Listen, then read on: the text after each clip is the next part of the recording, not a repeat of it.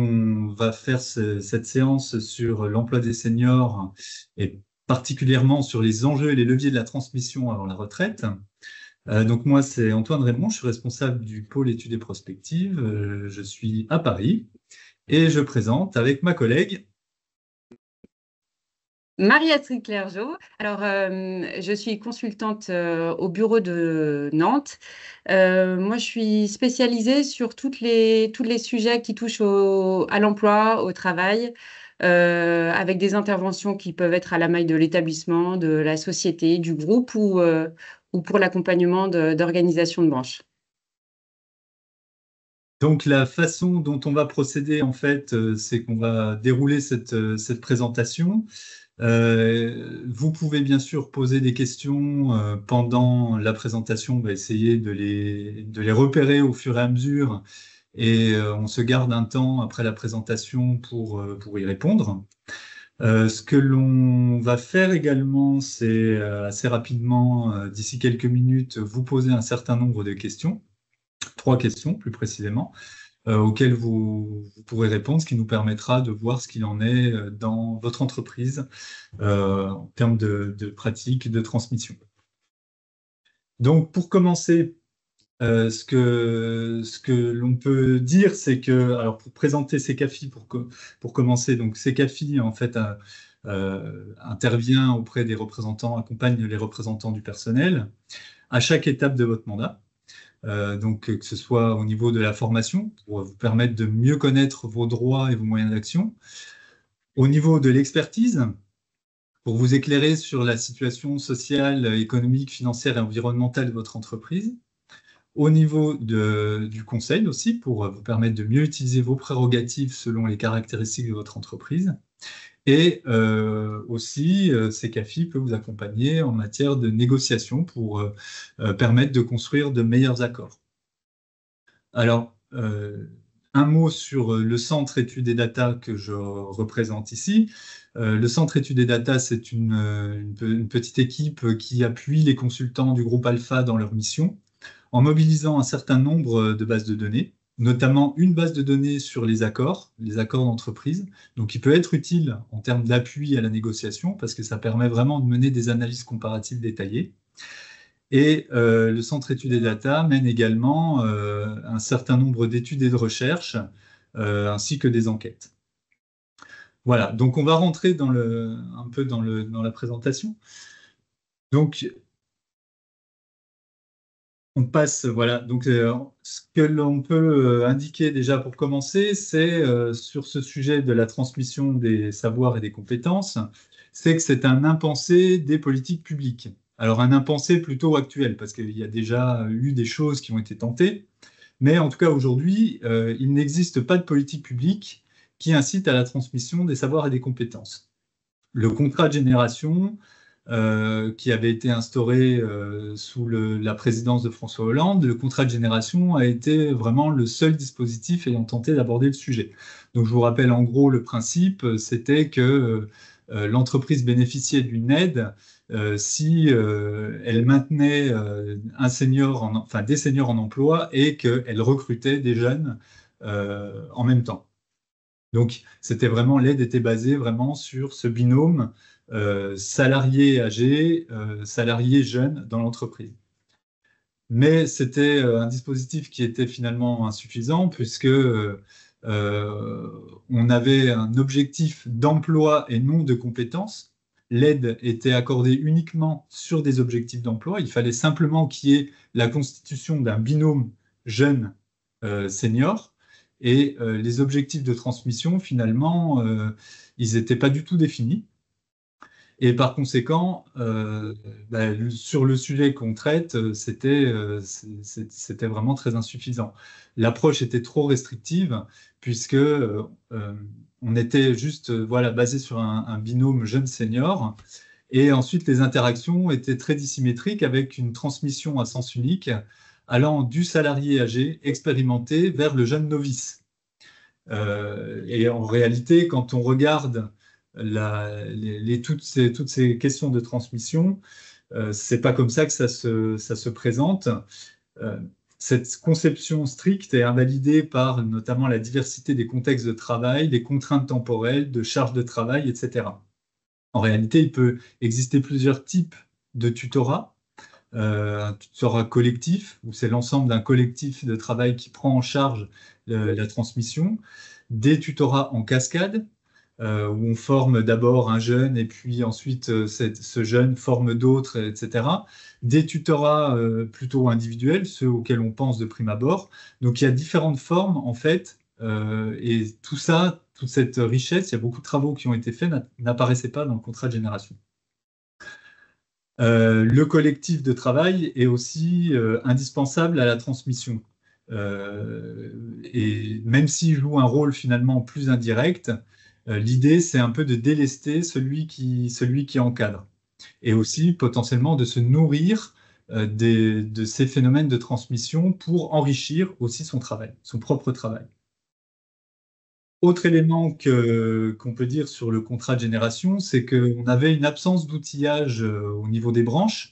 Outre le fait que la transmission n'était pas très bien définie, on aurait pu prévoir des choses au niveau des branches, notamment en termes de bonnes pratiques, de choses à promouvoir, etc. Et donc ça n'a pas été vraiment le cas. Donc au final, ce que l'on peut dire sur cette évolution, c'est que aujourd'hui, ces phénomènes de transmission, ils reposent fondamentalement sur l'entreprise elle-même. D'où le besoin de méthodes et d'accompagnement qu'il peut y avoir sur cette question. Donc aujourd'hui, un des enjeux en matière de transmission professionnelle, c'est l'anticipation des départs en retraite. Clairement, la question, elle est posée avec acuité, notamment suite à la dernière réforme. Et donc, c'est là qu'on a un certain nombre de questions à vous poser. Alors, les questions. Première question, dans votre entreprise, est-ce que vous savez combien de temps en amont on recrute le successeur d'un salarié partant à la retraite? On ne recrute pas en amont, on recrute moins d'un mois avant son départ, de 1 à 3 mois, de 3 à 6 mois ou plus de 6 mois. Donc, je vous invite à répondre à cette première question.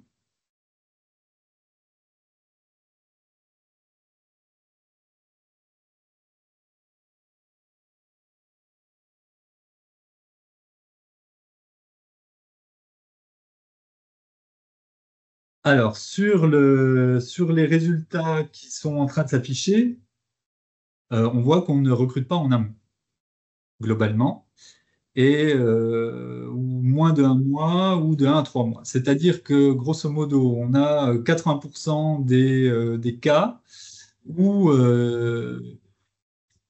80% des cas où en fait on a l'entreprise qui ne prévoit pas suffisamment en amont ses recrutements. Ensuite, deuxième question.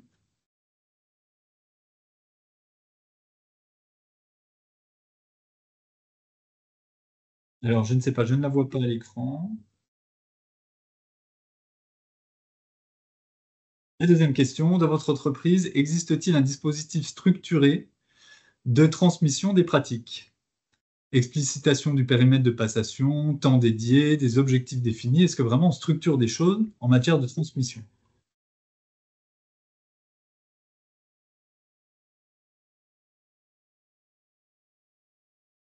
Alors là, bon, bah, je crois qu'on ne va pas s'étendre très longtemps sur cette réponse, puisque c'est non. Ah, ça se resserre un petit peu, mais globalement, c'est extrêmement majoritaire, donc non à 90%, 90%. Donc en fait, il n'y a rien qui est structuré. Donc ça va être un peu un des objets aussi de notre présentation. Et troisième question. Prenons l'exemple du poste que vous occupez actuellement. À combien de temps estimez-vous la durée de formation et d'accompagnement sur le poste d'un junior pour en assurer une certaine maîtrise? Est-ce que c'est moins de 1 an, de 1 à 2 ans, de 2 à 5 ans ou plus de 5 ans?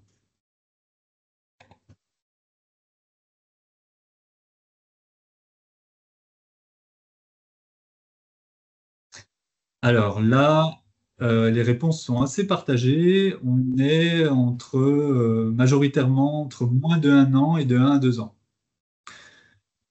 Donc, globalement, enfin, on voit qu'il faut quand même un certain temps et que du coup, par rapport à la première question, où les entreprises, quand elles prévoient un recrutement, euh, elles prévoient donc en même temps un dispositif un peu de tuilage. On a vu que c'était une période de 3 mois. On voit qu'il y a quand même un écart entre les deux, puisque là, on est sur donc des réponses entre, on va dire, moins de 1 an et 2 ans majoritairement. Donc, on voit que globalement, ça confirme un peu, nous, notre intuition de départ et ce qu'on observe, c'est-à-dire qu'il y a quand même des choses à faire sur ce sujet, et on va y revenir plus dans le détail dans la présentation. Donc, sur les enjeux de l'anticipation des départs. Euh, D'abord, nos éléments diagnostiques, c'est que nous, ce qu'on observe, c'est qu'il y a très peu d'anticipation des départs en retraite. Or, les départs en retraite, c'est le motif de départ le plus prévisible, puisque quand même, ça a un lien avec l'âge, même si les parcours individuels de chacun peuvent interférer, mais quand même, déjà, l'âge et l'âge légal notamment offrent, disons, un repère, un premier repère. Ensuite, les choses sont à affiner en fonction des durées de cotisation et des souhaits de départ de chaque personne.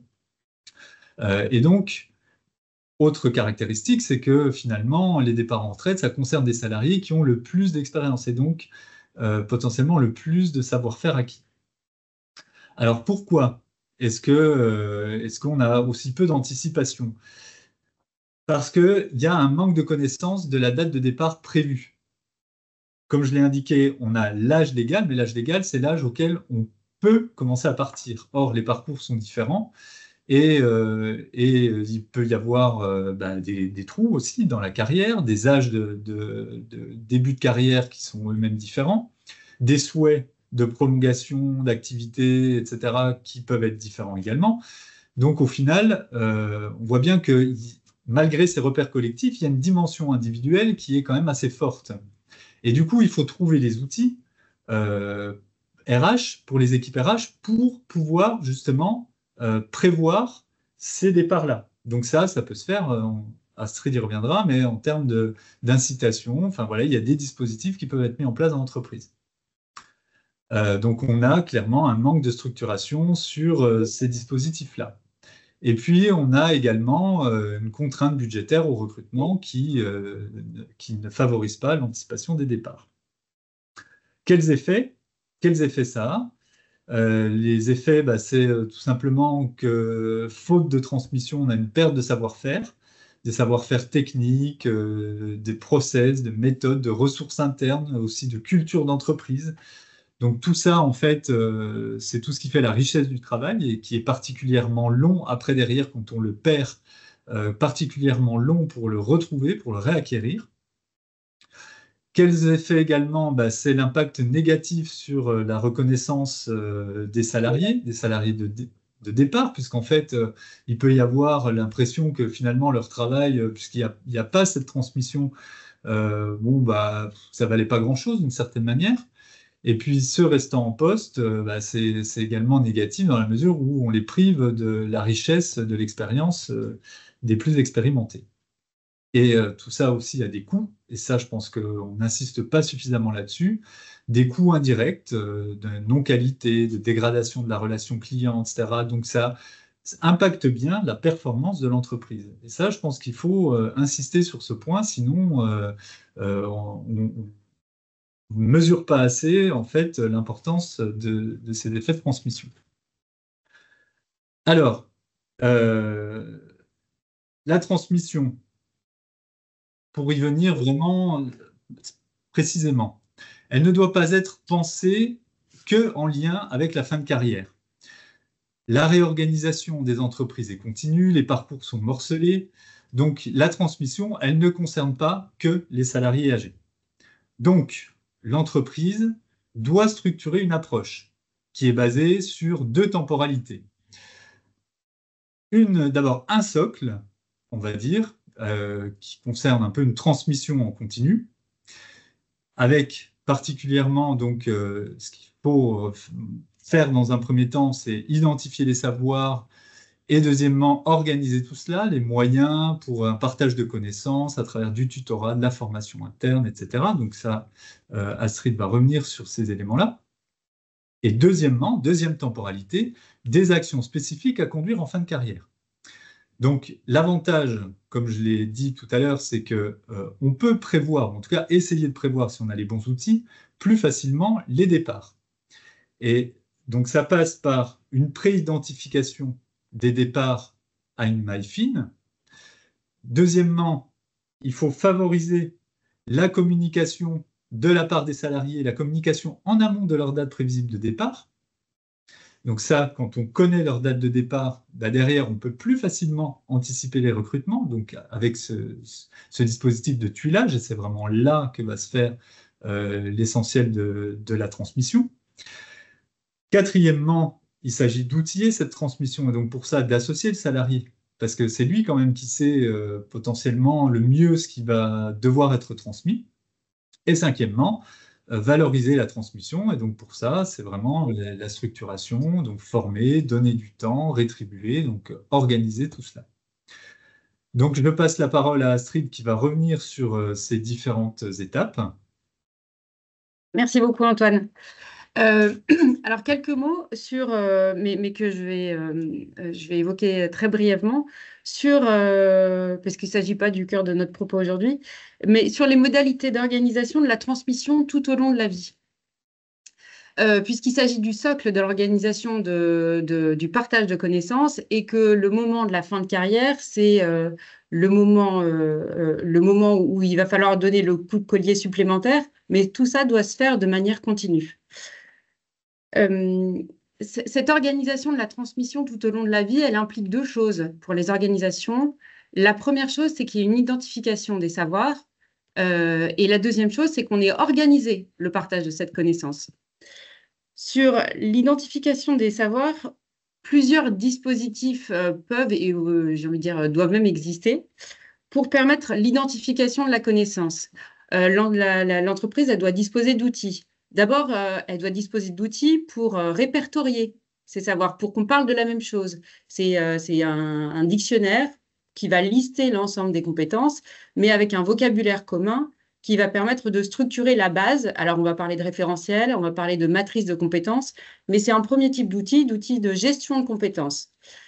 Ensuite, il faudra un deuxième type d'outil pour identifier qui maîtrise et dans quelle mesure il maîtrise les différents types de compétences. Et quand je parle de compétences au sens très large. Et puis, troisième type d'outils, c'est des outils qui vont permettre de formaliser certains types de connaissances quand elles ne sont pas formalisées. Ça va être de retraduire, de retranscrire des process, des guides, des référentiels, des modes opératoires, on peut et même des formations. Donc, ça permet de formaliser certains types de connaissances qui peuvent être assez diffus. Donc, c'est des premiers outils qui permettent d'identifier des savoirs et que l'on peut trouver dans tout type d'entreprise, quelle que soit sa taille et son secteur d'activité. Une fois qu'on a identifié les savoirs, la deuxième condition, c'est l'organisation du partage de la connaissance. Et là, c'est pareil, on a trois dimensions qu'on va retrouver de manière avec encore plus d'acuité en fin de carrière. Mais les conditions qui vont permettre d'organiser ce partage de connaissances se basent d'abord sur la formation des formateurs. On s'improvise pas formateur et il y a un savoir-faire pour transmettre les connaissances. Deuxième point, sur la valorisation. C'est ce que Antoine disait tout à l'heure. S'il n'y a pas de valorisation, ça veut dire qu'on n'accorde pas de valeur au savoir et de valeur à celui qui va transmettre son savoir. Donc, il y a une valorisation qui peut être financière, mais pas que. Ça peut être une valorisation parce que ça va être un levier de parcours professionnel. Ça peut permettre d'avoir accès à à un partage d'informations plus large. Mais il faut qu'il y ait une forme de valorisation de cette opération de transmission. Et puis, il faut qu'il y ait du temps aussi pour partager son savoir. Il faut qu'il y ait du temps, mais il faut aussi que la charge de travail, c'est pas que le temps, c'est le temps, la charge de travail, les objectifs qui sont associés soient adaptés pour qu'on ait la possibilité d'organiser cette transmission. Ça, c'est de manière générale ce qu'il faudrait qu'il y ait dans toute entreprise, indépendamment de la période de carrière des salariés. tout au long de la vie professionnelle, qui est ce travail d'identification des savoirs et de ceux qui les détiennent et ces formes de partage de savoir-faire. Mais si on revient un peu plus au sujet qui vous intéressait et qui nous intéresse aussi, de la fin de carrière, il y a plusieurs conditions pour anticiper le départ en retraite. Premier élément, c'est de savoir quand est-ce que le salarié va partir. Deuxième, c'est d'avoir identifié son successeur et qu'il ait pris son poste, qui est une forme de binôme. Troisième condition, c'est que on ait structuré cette transmission. Et puis quatrième condition qu'on vient d'évoquer, mais qui est valable en fin de carrière aussi, c'est qu'on valorise la transmission. Première étape, c'est d'identifier à quel moment les salariés vont partir à la retraite. Il y a un premier travail à faire pour les équipes RH. Alors, sur chacune des briques, je vous propose de vous donner quelques types de mesures qui peuvent être à l'œuvre dans l'entreprise, qui peuvent être retranscrites dans des accords, parce que comme le disait Antoine, souvent on ne trouve pas grand-chose. Donc là, je vais vous citer des exemples de mesures qui sont retranscrites dans des accords. Et c'est des accords qui sont, on va vous citer les noms des entreprises, parce que ce sont des accords qui sont publics, qui sont sur Légifrance. Donc, il n'y a pas de... tout le monde pourrait les retrouver. Donc, première étape, c'est de savoir quand est-ce que le salarié, pour bien anticiper le départ, c'est de savoir quand est-ce qu'il va partir à la retraite. Et il y a une première opération à faire pour les équipes RH qui, finalement, peuvent projeter à une maille assez fine, parce que ça ne sert à rien de le faire au global pour l'entreprise, c'est soit à la maille des métiers, soit à la maille des secteurs d'activité, qui peuvent projeter, c'est très théorique, les départs en retraite des salariés à partir de la pyramide des âges. Donc, il y a ce travail de projection finalement à partir du chiffre, de la donnée RH. Et puis, parfois, on peut déjà affiner en ayant des échanges réguliers avec les salariés sur leurs intentions de départ. Est-ce que c'est à très court terme, à moyen terme, à plus long terme? D'où l'opportunité de mettre en place des entretiens de fin de carrière qui permettent aussi d'échanger en amont sur la période. On ne parle pas forcément de date à ce niveau-là, mais de la période envisagée de départ à la retraite. Donc, il y a ce premier travail-là de pré-identification par les équipes RH des départs potentiels dans les prochaines années. Mais rien, il n'y a personne de plus adapté pour indiquer plus précisément la date de départ que le salarié lui-même. Et c'est d'autant plus important que si on attend que le salarié informe dans le cadre du délai de prévenance, finalement, alors le délai de prévenance, il est prévu dans les conventions collectives, mais généralement, il est de 1 à 2 mois. Donc, on saura si on ne fait rien, on saura 1 à 2 mois avant la date de départ envisagée par le salarié, sachant que en parallèle, la durée moyenne de recrutement d'un cadre, c'est les chiffres de l'APEC, c'est 4 mois hors préavis. Donc, on en rajoute généralement 3, donc ça fait 7 mois. Donc, on pressent qu'il y aura une période de 3, 4, 5, 6 mois de vacances de poste. Donc, c'est sûr qu'il ne pourra pas y avoir binômage et transmission des savoir-faire aux salariés destinataires. Sinon, il y aura des relais. Donc, pour favoriser la communication par le salarié lui-même de sa date prévisionnelle de départ en retraite, deux conditions. D'abord, c'est que le salarié il soit suffisamment informé de la réglementation et des dates possibles de départ en retraite pour lui. Donc, l'entreprise a tout intérêt à appuyer les salariés dans l'information sur les mécanismes de départ en retraite et voire même dans l'appui personnalisé à l'étude du dossier de chaque salarié. Ça peut être prévu que des prestataires externes viennent appuyer les salariés dans l'étude individuelle de leur situation. Deuxième levier pour l'entreprise, ça va être que le salarié ait intérêt à communiquer très en amont, bien plus en amont qu'au regard du délai de prévenance, que le salarié ait intérêt à communiquer sa date de départ. Et donc là, on peut trouver différents dispositifs. On vous en cite quelques-uns là. En contrepartie d'une information sur la date de départ, il peut être prévu qu'il y ait une majoration de l'indemnité de départ en retraite. Alors, ça se fait dans l'assurance. Là, vous avez des entreprises de l'assurance qui le font.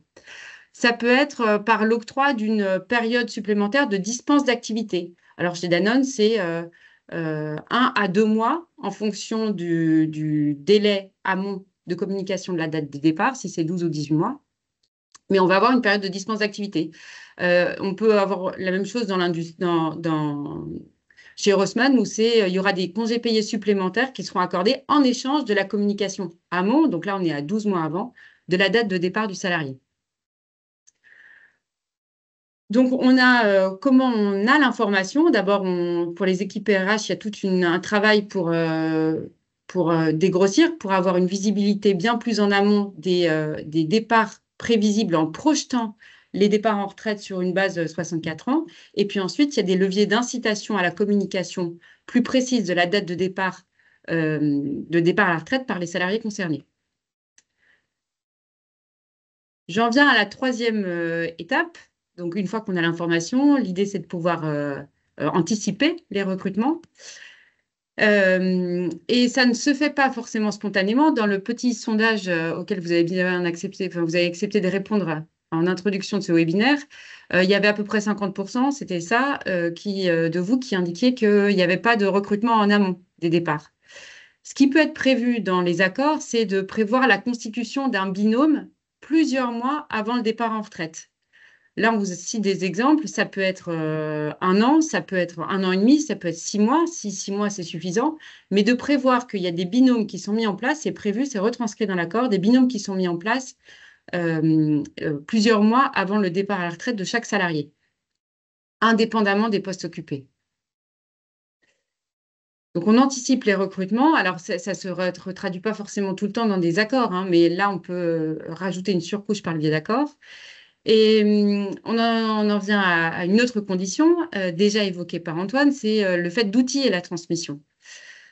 Alors, ça paraît un peu évident, mais on ne l'observe pas toujours dans les faits, que pour que la transmission soit la plus opérationnelle possible, il faut associer le salarié à la conception même du plan de transmission, à l'organisation même de la transmission. C'est lui qui est le mieux placé pour savoir quels sont les savoirs à transmettre. D'ailleurs, il peut même être sollicité sur les évolutions d'activité, les évolutions de métier à anticiper, parce que dans ce cas-là, il faudra prévoir une transmission ou un travail autour des compétences de demain. Identifier les compétences clés à transmettre, de quelle façon on pourra le mieux les transmettre. Est-ce que c'est par un accompagnement sur poste tout temps? Est-ce que c'est par le biais du tutorat? Est-ce que par des rendez-vous réguliers, la transmission pourra se faire efficacement? Et puis, c'est le salarié concerné, le futur retraité, qui pourra aussi être associé à la définition des objectifs à atteindre. Donc ça, c'est une sous-condition. Dans l'outillage de la transmission, une condition de réussite, c'est d'associer le salarié lui-même à la définition du plan de transfert de compétences. Et je parle de plan de transfert de compétences parce qu'il nous paraît important que ce plan il soit formalisé, qu'on ne dise pas ça va se faire. Donc, il y a une formalisation du plan de transfert des compétences avec identification des compétences qu'on va transmettre, de la façon dont on va les transmettre, du temps qui va être dédié à la transmission des compétences et des objectifs qu'on se fixe dans la transmission des compétences. Là, c'est pareil, on vous cite des exemples d'entreprises. Alors, c'est vraiment non exhaustif, hein, mais des exemples d'entreprises qui ont retranscrit dans leurs accords. C'est des accords GEPP ou c'est des accords seniors principalement. Le fait qu'il va y avoir association du salarié concerné dans le cadre d'entretien dédié, par exemple, et retranscription de cette organisation dans un plan de transfert de compétences qui peut avoir d'autres noms, hein, mais vous avez bien l'idée. J'en viens à la dernière condition qui nous paraît indispensable pour qu'il y ait une transmission efficace des savoir-faire. Alors, on n'arrivera jamais à transmettre l'ensemble des savoir-faire du salarié qui part à la retraite, mais en tout cas, les compétences clés. Pour valoriser la transmission, il faut à minima 3 choses selon nous. Le premier, c'est ce que j'évoquais quand on parlait de la transmission en continu tout au long de la vie professionnelle, c'est que le salarié futur retraité soit formé, qu'il soit outillé sur comment on peut transmettre son savoir, son savoir-faire. Là, on vous cite des exemples d'entreprises qui prévoient systématiquement pour les futurs retraités, pour les seniors, les salariés expérimentés, des formations.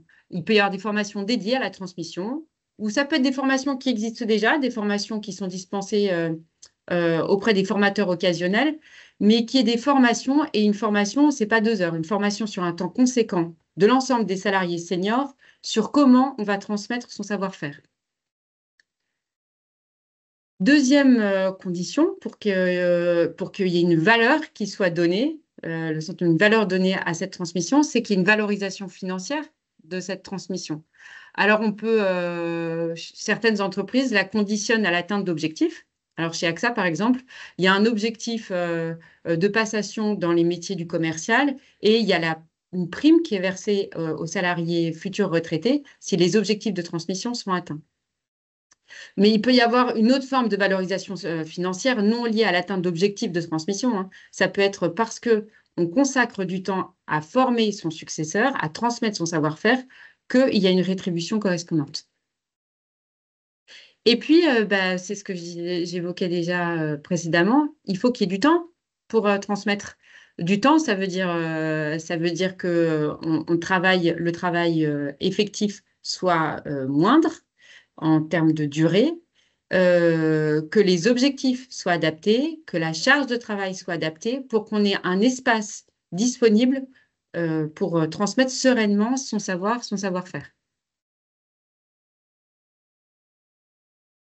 Alors là, on s'est centré sur la transmission par les salariés en fin de carrière à des salariés qui vont leur succéder. Mais finalement, si on parle de transmission, on pourrait un peu ouvrir le champ des possibles parce que la transmission, elle peut tout à fait être pensée au bénéfice de tiers à l'entreprise. Et c'est tout ce qu'on va trouver qui se développe un peu en ce moment au travers des dispositifs de mécénat de compétences. C'est la possibilité ouverte aux salariés en fin de carrière de consacrer quelques mois. Généralement, c'est des périodes qui peuvent aller de 6 à 18 mois en moyenne, hein, mais tout est envisageable pour mettre son savoir-faire au bénéfice de structures. Alors, généralement, c'est les ONG, c'est les structures associatives, avec maintien de rémunération. Et puis, la transmission, là, on l'envisageait avant le départ, mais rien n'interdit aussi de prolonger la transmission après le départ en retraite des salariés, qui ne sont plus salariés. Là, on vous citait l'exemple de Framatome qui ouvre la possibilité de collaboration post-retraite par les ex-salariés au travers de réseaux d'expertise, au travers de prestations, mais que cette transmission se poursuive au-delà même du départ en retraite des salariés. Alors, j'ai peut-être été très rapide, sûrement trop. Alors, quelques points de synthèse pour tenter de résumer ce que Antoine et moi avons évoqué rapidement. Premier élément de constat, le sujet de la transmission des compétences et qui va bien au-delà, ça c'est un point un peu central, ça va bien au-delà des savoirs techniques. Les compétences, c'est effectivement savoir quelles ressources mobiliser dans l'entreprise, avoir l'historique de l'entreprise, être le vecteur de la culture d'entreprise. Donc, ce n'est pas que les savoirs techniques. Mais cette transmission, nous, on l'observe quand on fait des expertises politiques sociales notamment, c'est un oublié des process RH. On laisse la transmission s'organiser au périmètre des services, c'est laissé à la main des managers et on pense que ça va se faire comme ça spontanément. Mais c'est très faiblement structuré. Donc, c'est souvent un oublié des process RH et on dit qu'on le fait dans les accords GEPP ou les accords seniors, mais c'est souvent assez peu développé. Ça peut être faute d'anticipation des départs, on ne savait pas. Parce qu'on n'a pas recruté, soit budgétairement, on n'avait pas le droit de recruter, soit on s'est laissé déborder et on n'a pas recruté suffisamment en amont, soit parce qu'on n'a pas de dispositif structuré de transmission des compétences. Mais c'est un sujet qui est un peu oublié des process RH. Deuxième point central, c'est que les impacts de l'absence de cette organisation de transmission, ils sont quand même majeurs. Antoine les évoquait. Il y a une perte sèche d'expertise. Le salarié part, toute son expertise part avec lui. Donc, c'est une perte sèche d'expertise pour l'organisation. Et toute son expertise part avec lui, impact qualité, impact perte, dégradation de la relation client, avec plein d'effets de perte de performance aussi pour l'organisation. Mais pas que. C'est vraiment un signe quand on n'organise pas la transmission, c'est vraiment un signe pour nous c'est comme ça que les salariés nous le disent, hein, de non-reconnaissance à la fois des compétences détenues par le salarié qui part, mais globalement de non-reconnaissance de l'importance du savoir-faire dans l'organisation. Donc, il y a des impacts à ne pas s'occuper de ce sujet pour les entreprises, de ce sujet de la transmission des savoir-faire en fin de carrière. Troisième idée phare qu'on souhaitait partager avec vous, c'est que ça ne suffit pas de s'occuper de la transmission en fin de carrière, il faut penser une transmission tout au long de la vie. On a un moment clé qui est celui de la fin de carrière, où il va falloir mettre l'accent, mais ça n'exonère pas l'entreprise de travailler sur un process d'organisation un peu apprenant tout au long de la vie professionnelle. Quatrième idée clé pour nous, c'est les conditions d'efficacité de cette organisation de la transmission. Il faut qu'il y ait l'information. Il faut qu'il y ait l'information. Au début, on peut l'avoir au niveau macro et ensuite l'information précise et le plus en amont possible de la date de départ en retraite envisagée par les salariés. Il faut qu'on ait procédé, deuxième condition, au recrutement, que ce soit du recrutement externe ou de la mobilité interne, hein, plusieurs mois avant le départ du salarié. Il faut que la transmission soit outillée, qu'on ait formalisé un plan de transfert des compétences en associant le salarié concerné. Et puis, il faut qu'on alloue des moyens à cette transmission, qu'on ait formé le futur retraité, qu'on lui ait laissé du temps, et puis qu'on valorise financièrement cette transmission. Et puis, dernière idée, c'est que c'est toujours possible aussi d'envisager des transmissions au-delà des frontières de l'entreprise, au bénéfice d'autres structures, et puis de permettre de poursuivre, bien sûr pour les salariés volontaires, futurs retraités, de poursuivre cette transmission une fois qu'ils auront quitté l'entreprise et qu'ils seront passés en retraite. Voilà pour, en résumé, les idées qu'on souhaitait partager avec vous dans le cadre de ces webinaires. Avant peut-être de regarder s'il y a eu des questions et de tenter d'y répondre, comment on pourrait vous accompagner si vous avez besoin sur ce sujet? Trois possibilités. D'abord, on peut intervenir au moyen de formation sur la GEPP. C'est pas toujours, on ne voit pas toujours ce qu'il y a derrière. Sur les enjeux d'emploi des seniors, sur les différents types d'aménagement de fin de carrière. Donc, il y a un volet formation. Deuxième type de modalité d'accompagnement qu'on peut vous apporter sur le sujet, c'est les expertises, ce qui permet d'avoir un diagnostic approfondi puis personnalisé de la situation de l'entreprise, ce qui permet aussi, et ça peut être utile, de sensibiliser toutes les parties, y compris l'employeur et l'équipe RH, sur tout l'intérêt de se pencher sur cette problématique. Et puis, ça permet aussi d'apporter des préconisations opérationnelles. Après, les équipes dirigeantes sont saisies ou pas, mais ça permet d'apporter des préconisations opérationnelles sur des outils qui pourraient être de manière très pragmatique déployés dans l'entreprise. Quand on parle d'expertise, là, finalement, c'est des expertises politiques sociales principalement, mais ça peut être aussi des expertises sur les orientations stratégiques, parce que dans l'expertise sur les orientations stratégiques, il y a et les impacts sur l'emploi et les compétences. Donc, il y a le volet GEPP. Et puis, ça peut être des expertises comité de groupe quand on se dit que ça pourrait être intéressant qu'on ait un accord au niveau groupe sur le sujet. Et puis après, on peut aussi intervenir en appui à la négociation et que ce soit un accord dédié sur les fins de carrière, sur les seniors, un accord GEPP ou tout ou partie d'un autre accord qui emporterait des mesures sur l'anticipation des départs en retraite. Est-ce que j'ai oublié quelque chose, Antoine? Non, c'est très bien. Par contre, il y a eu une demande de revenir sur la diapo numéro 11.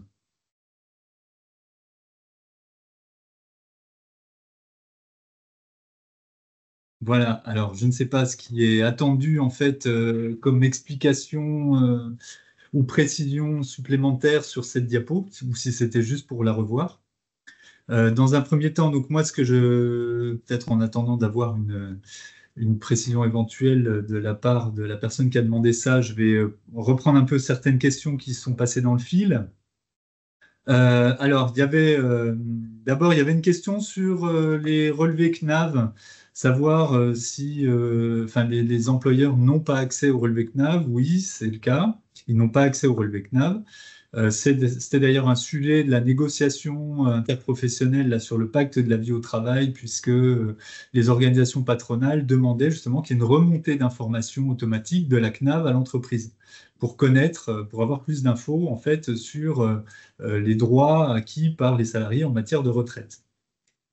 Donc pour l'instant, il n'existe pas de relevé CNAV. Il y a une négociation qui devrait se rouvrir sur l'emploi des seniors. Donc il faudra suivre ce point pour voir ce qu'il en est.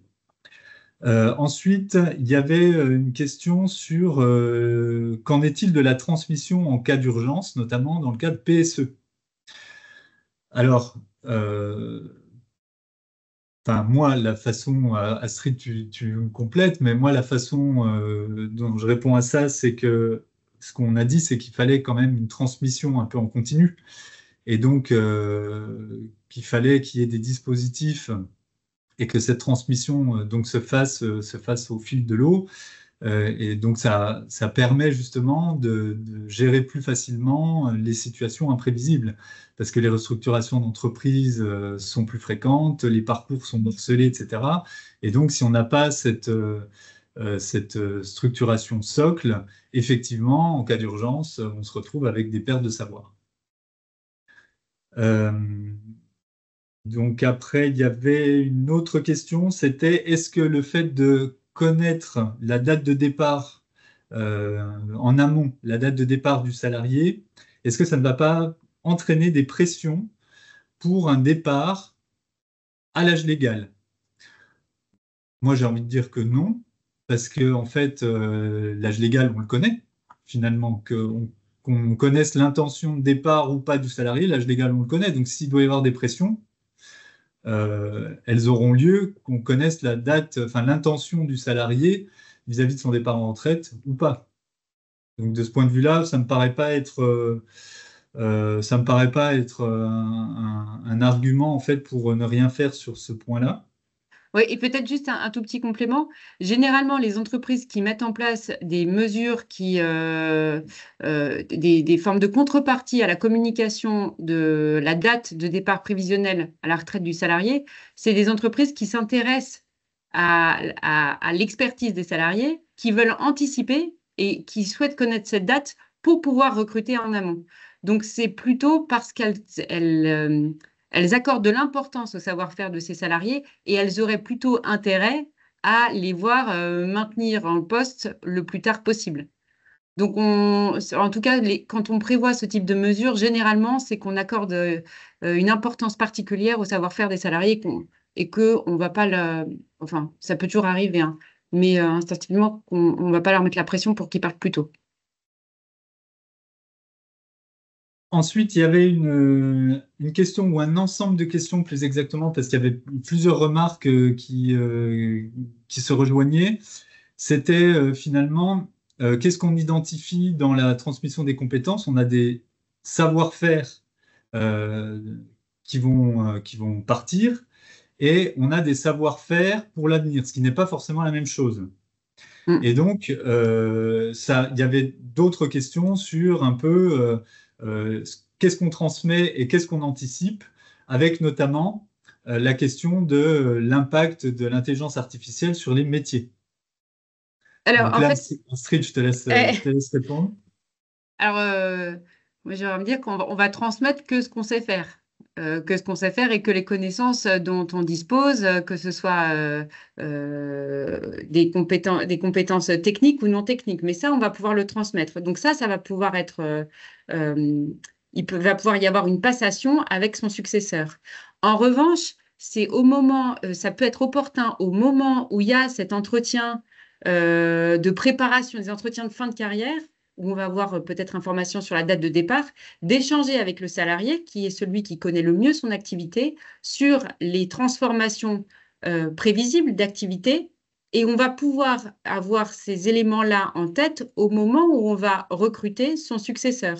Rechercher des compétences qui seront peut-être des compétences attendues demain avec plus d'importance sur l'activité. Donc, le salarié qui part à la retraite va transmettre ce qu'il sait faire, mais lui, il a une bonne vision de peut-être des transformations demain de son activité et il va pouvoir apporter sa connaissance sur les attendus de son successeur. Et puis enfin, il y avait également un certain nombre de remarques sur un peu les dispositifs de valorisation, de transmission, de prévision de départ, donc avec quelques cas donc spécifiques d'entreprise qui ont été données. Et puis, une demande aussi en termes de référence d'accord. Donc ça, je pense qu'il y a quand même pas mal d'exemples dans la présentation. Après, on peut toujours en trouver d'autres, hein, ça, bien entendu. Mais du coup, je pense que les exemples sont assez précis. En plus, Astrid a donné de quel cas il s'agit. Voilà, donc moi, c'est l'essentiel de ce que j'ai noté dans le fil. Je crois qu'il y a à peu près l'essentiel qui a été évoqué là. Et on a parfaitement respecté le timing, hein. Je crois que c'était 45 minutes. C'est ça, oui, 45 minutes. Donc, comme il n'y a pas d'autres questions, eh bien, on va s'arrêter là. Merci pour votre attention. Merci pour vos interactions, parce que c'était quand même assez riche tout au fil de la présentation, hein. On avait plein de petites notifications qui s'affichaient. Donc, merci beaucoup. Merci beaucoup.